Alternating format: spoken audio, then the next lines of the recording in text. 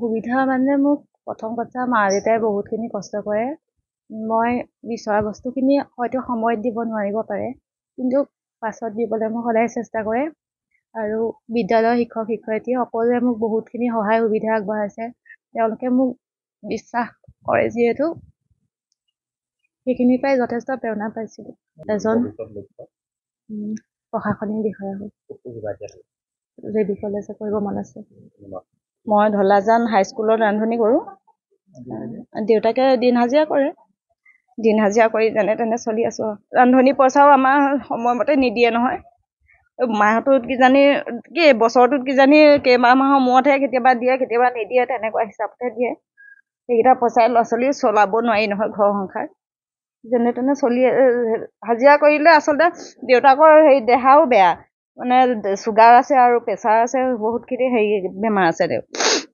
তেখেতে মানে যেনে তেনে যিকেইটা পইচা পায় সেইকেইটা সৰহখিনি মানে সপ্তাহটোৰ পইচা দৰৱতে খৰচ হয়। আৰু ঘৰখনৰ শাক পাচলিকেইটা আনে আৰু দাইল আলুকেইটা আনে। এনেই পঢ়াৰ ক্ষেত্ৰত বেছি পইচা খৰচ কৰিবলৈ তেওঁ নাপায়।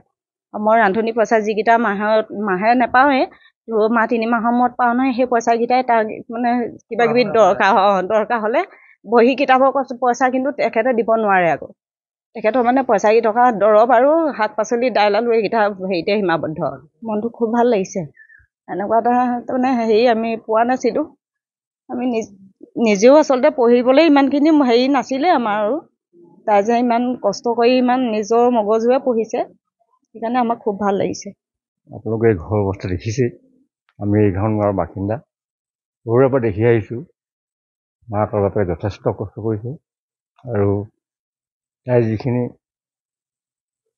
কৰিবলগীয়া যিখিনি কৰিলে, আমি সমগ্ৰ অঞ্চলবাসী অতিকৈ গৌৰৱান্বিত হৈছোঁ।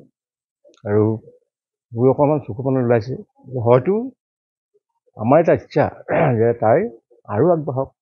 আৰু মোৰ যিটো ইচ্ছা, তাই যিটো ইচ্ছা কৰি প্ৰকাশ কৰিছে, সেইখিনি যে ফলৱৰ্তী কৰিবৰ কাৰণে কাৰ্যমান যিখিনি সহায় সহযোগ কৰিব পাৰে, আৰ্থিক দিশত হওক বা যিকোনো দিশত যিমানখিনি মোৰ দ্বাৰা শক্তি হ'ব, সেইখিনিতে মই যথেষ্ট চেষ্টা কৰিম। আৰু অকল ময়ে নহয়, মোৰ দ্বাৰা যিখিনি লোকৰ সমন্বয় আছে, নিশ্চয় কৰিব, সকলো আগবাঢ়িব বুলি মই বাঞ্ছা কৰোঁ।